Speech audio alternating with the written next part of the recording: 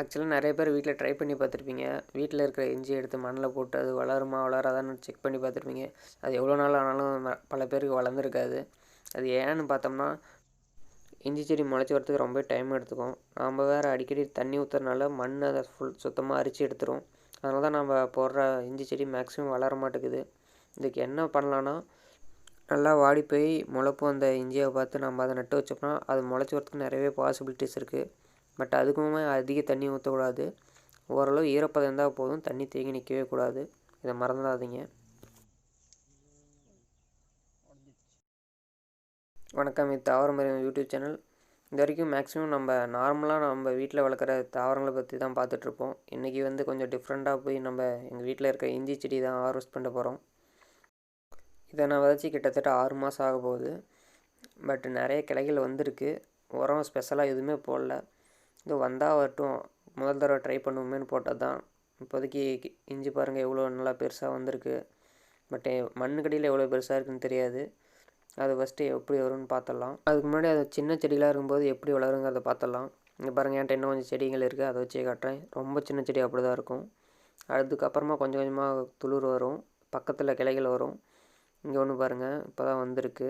பாவ செடிக்கு அந்தானே இருக்குது. ரொம்பவே நல்லா வளர்ந்துட்டுருக்கு. அப்படி சின்ன செடியாக இருந்தது தான் இப்போ பெருசாக வளர்ந்துருக்கு. கிட்டத்தட்ட 6 மாதம் ஆகுது. இப்போ நான் தண்ணி ஊற்றி தான் இதை அறுவடை பண்ணி ஆகணும். ஏன்னு கேட்டிங்கன்னா, இங்கே தொடர் மழை அதிகமாக இருந்ததுனால மண்ணில் அமிலத்தன்மை ரொம்ப அதிகமாகிடுச்சு. அதாவது பாசம் முடிச்சு நல்லா வந்துடுச்சு. இந்த ஒரு செடிக்காக தண்ணி விட்டோம்னா மற்ற செடி எல்லாம் அழுகிரும். ஸோ அதனால் நான் இந்த தண்ணியை 2 வாரமாக விடல. இப்போ குளிர்காலங்கிறதுனால இதையே மேனேஜ் பண்ணிட்டு இருந்துச்சு. பட் இப்போ ஹார்வெஸ்ட் பண்ணி பார்க்கலாங்கிறதுனால நான் தண்ணி ஊற்றி தான் எப்படியும் ஆகணும். பாருங்கள், இதுதான் ஃபஸ்ட்டு வந்த செடி, கிளைன்னு சொல்லலாம். அது அப்படியே இப்போ காஞ்சிருச்சு. இப்போ பக்கத்தில் வந்த கிளைகள்லாம் இதெல்லாம் பாருங்கள், இதுவுமே கொஞ்சம் காயறதுக்கு தயாராக இருக்குது. இஞ்சி மஞ்சள் செடி மாதிரியே தான், அது மாதிரியே தான். இங்கே பாருங்கள், அது எப்படி வருமோ அதே மாதிரி தான் வந்திருக்கு. அதே மாதிரி இங்கே பாருங்கள், புதுசாக துளிர் வந்துட்டுருக்கு. இது விட்டோன்னா இன்னமும் செடி வளர்ந்துட்டே தான் போவோம். மஞ்சள் அறுவடை பண்ண 1 வருஷம் ஆகும். பட் இது ஒரு 4-5 மாதத்துலேருந்து எப்போ வேணாலும் அறுவடை பண்ணிக்கலாம். விட்டோம்னா அது அப்படியே துளுத்து வந்துகிட்டே தான் இருக்கும். எப்போ முடியும்னு எனக்கு இது வரைக்கும் தெரியல. ஓகே, தண்ணி நல்லா ஊறிடுச்சு. இப்போ எவ்வளோ பெருசாக இஞ்சி வந்திருக்குங்கிறத பிடிங்கி பார்த்துடலாம். இது ஒரு 5 மாதமாக வெயிட் பண்ணுறேன். தோட்ட 1 மாதம் முளைச்சி வந்ததுலேருந்து எப்படா வரும் நான் அப்படின்னு வெயிட் பண்ணிகிட்ருக்கேன். இன்னும் கொஞ்சம் ஊறணும் மாட்டேங்குது. அடியெல்லாம் மண், தண்ணி ஈரமே ஆகலை. ஸோ இன்னும் கொஞ்சம் தண்ணி ஊற்றி வைப்போம். அதுக்காட்டி வேறு ஒரு இன்ஃபர்மேஷன் சொல்லிடுறேன். மஞ்சளுக்கும் இதுக்குங்கிற ஒரு வித்தியாசம்னு பார்த்தீங்கன்னா, மஞ்சளில் நோய் நிறைய நோய் வந்துகிட்டே இருக்கும். எக்ஸாம்பிள் இலைசருக்கு நோய், அது இதுன்னு வரும். பட் இஞ்சியில் பார்த்தீங்கன்னா ஒரே ஒரு நோய் தான், இதுக்கும் இலைசருக்கு தான். பட் அது என்ன பண்ணுன்னா, குருத்தில் இருக்க ஒரு சில இலைகள் மட்டும் அப்படியே கரியிரும்.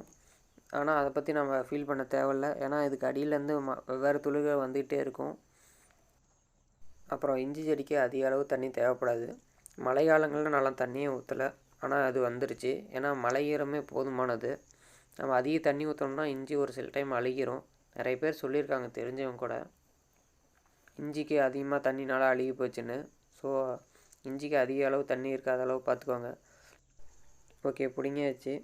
இது எவ்வளோ பெருசாக இருக்குதுன்னு பார்க்கலாம். ஆனால் நான் ரொம்பவே ட்ரை பண்ணேன் இது உடைக்காமல் அப்படியே எடுத்து வீடியோவில் காட்டணுன்னு. பட் ஆனால் அது உடஞ்சிருச்சு. ஏன்னா வெயிட்டு தாங்காமல் உடஞ்சிருச்சாட்டங்குது. இதை கொண்டு போய் நம்ம இப்போ க்ளீன் பண்ணி எவ்வளோ பெருசாக இருக்குதுன்னு பார்க்கலாம். ஏன்னா மண்ணோட இருக்கிறனால கொஞ்சம் சின்னதாக இருக்கிற மாதிரி தான் தெரியுது. இந்த ஒரிஜினல் சைஸே அவ்வளோ தானே, அங்கே போய் தானே தான் தெரியும். 4-5 மாதமாக இதுக்காக வெயிட் பண்ணிகிட்ருக்கேன். பட் ஓரளவு நல்லா தான் வந்திருக்கு. கழுவி பார்த்தா நிறைய எவ்வளோ பெருசாக இருக்குன்னு. நல்லா இல்லைனாலும் இது குறை சொல்ல முடியாது. ஏன்னா இதுக்கு நான் எந்த ஸ்பெஷலாக உரமும் போடல. கடையில் வாங்கின இஞ்சியை முளைக்கி வச்சு நட்டு வச்சது மட்டும் தான் என் வேலை. அதுக்கப்புறம் அப்பப்போ தண்ணி மட்டும் தான் ஊற்றுவேன். ஓகே, பக்கெட்டில் இருந்த தண்ணியிலே கொஞ்சம் கழுவிட்டேன். அது ஓரளவு க்ளீன் ஆகிடுச்சு. பட் ஆனால் என்ன சுத்தமாக க்ளீன் ஆகலை. இப்போ தண்ணியில் போட்டு அலசோம்னா நல்லா க்ளீன் ஆகிரும். இந்த மாதிரி பழசெல்லாம் எடுத்துடலாம், பழைய தண்டுகள்லாம். இதெல்லாம் தேவையில்லை.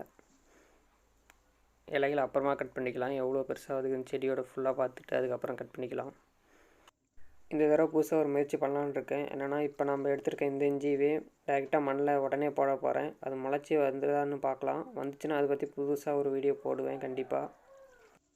புதுசாக ஒரு தடவை முயற்சி பண்ணலாமேன்னு தோணுச்சு. ஏன்னா நிறைய பேர் வெளிநாட்டில் அப்படி தான் பண்ணுறாங்க. இஞ்சி பச்சையாக தான் இருக்குது, அதையே போட்டு வச்சா வளருது. அது எப்படின்னு தெரியல. நாமளும் ட்ரை பண்ணி பார்க்கலாம் அப்படின்னு ஒரு ஐடியா. கடைசியாக இதை கொஞ்சம் உடச்சி போட்டு பார்க்கலாம். கிட்டத்தட்ட க்ளீன் ஆகிருச்சு.